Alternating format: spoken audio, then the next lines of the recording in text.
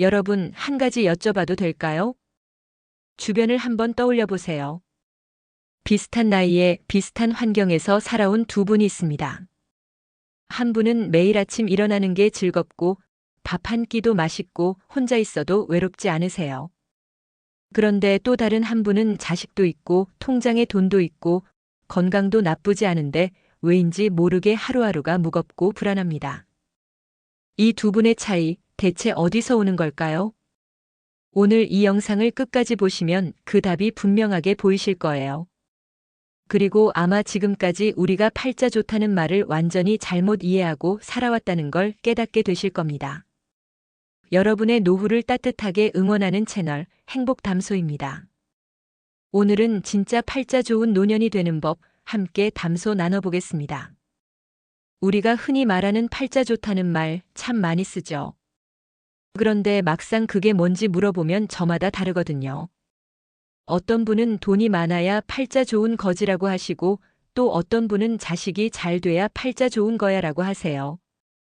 심지어 100세까지 아프지 않아야 팔자 좋은 거야라는 말씀도 하시더라고요. 물론 그런 것들이 있으면 참 좋습니다. 부정하는 게 아니에요. 그런데 말이죠.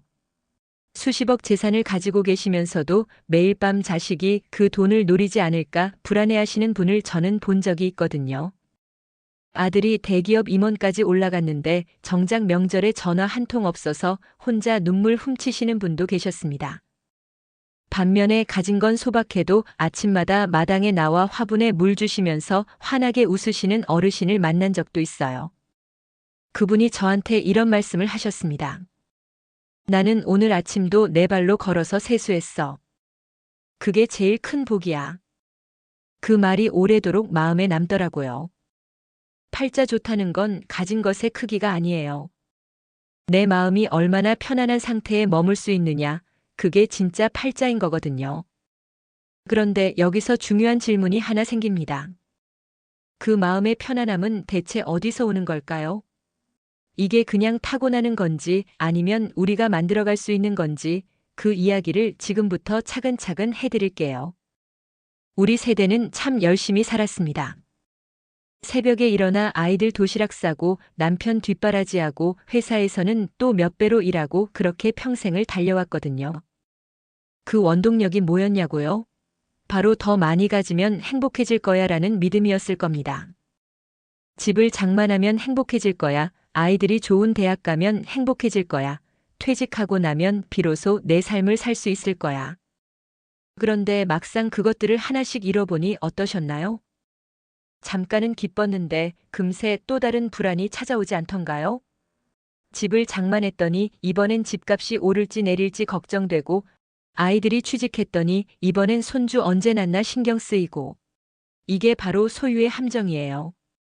지킬 것이 많아질수록 마음은 더 무거워지는 거거든요. 노년의 행복은 무엇을 가졌느냐가 아니라 어떤 상태로 있느냐에 달려 있습니다. 그럼 도대체 어떤 상태로 있어야 팔자 좋은 노년이 되는 건지 지금부터 제가 아주 구체적으로 말씀드릴게요. 이 부분이 오늘 영상의 핵심이니까 조금만 더 같이 가주세요. 수많은 어르신들을 만나고 이야기를 듣고 또 연구를 찾아보면서 알게 된 게 있거든요.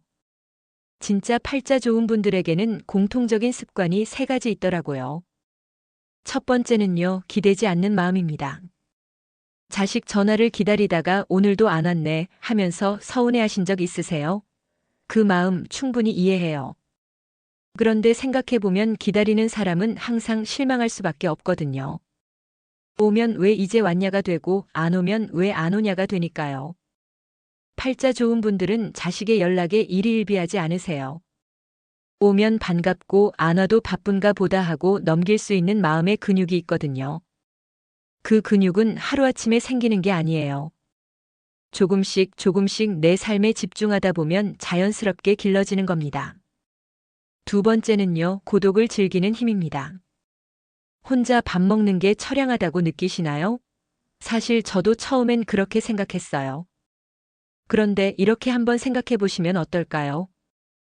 혼자 먹는 밥은 내가 먹고 싶은 걸 내 속도대로 아무 눈치 보지 않고 즐길 수 있는 자유입니다. TV 켜놓고 좋아하는 드라마 보면서 먹어도 되고 조용히 창밖을 바라보며 천천히 씹어도 되거든요. 고독을 두려워하는 순간 우리는 누군가에게 의존하기 시작해요. 그리고 의존은 결국 상처로 이어지는 경우가 많습니다. 고독을 즐길 수 있게 되는 순간 그때부터 진짜 자유가 시작되는 거거든요.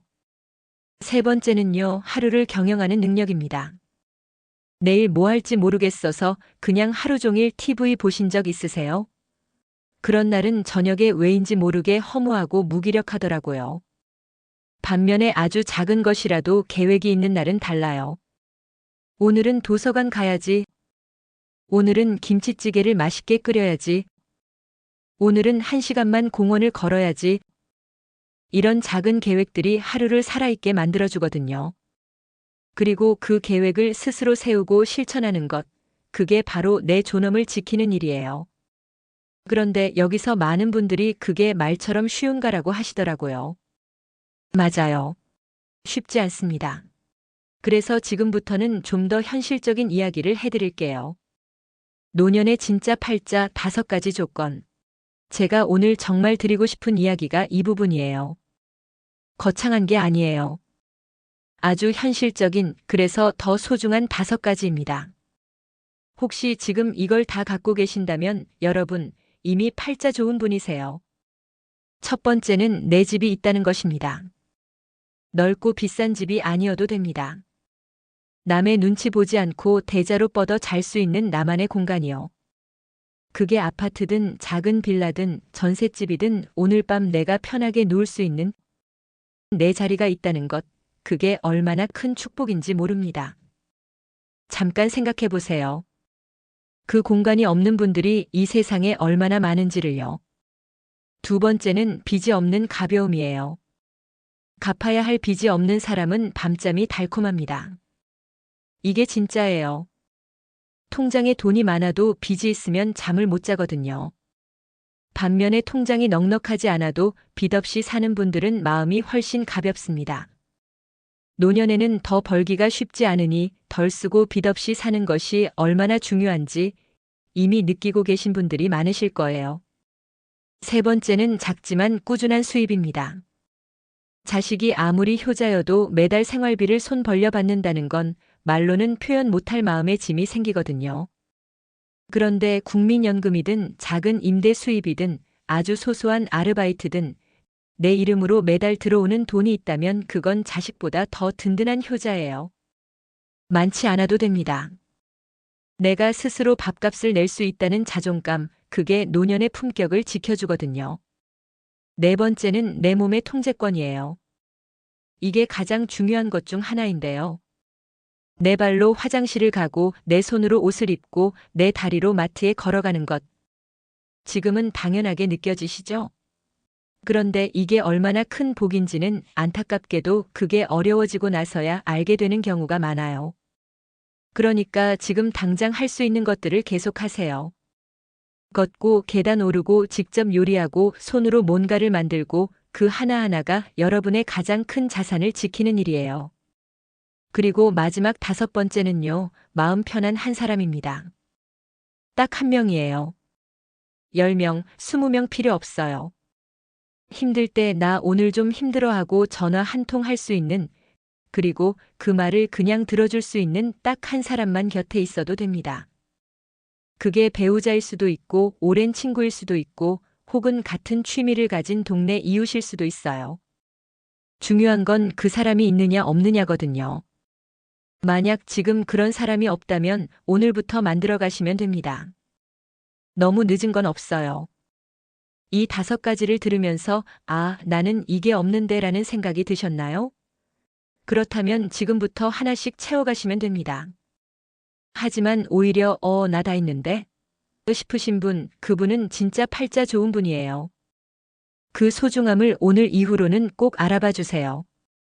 여기까지 들으시면서 이런 생각이 드셨을 수도 있어요. 그래도 나는 뭔가 부족한 것 같아.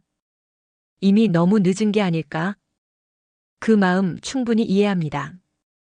그런데 제가 한 분을 소개해 드릴게요. 조선시대 대학자 정약용 선생, 다들 아시죠?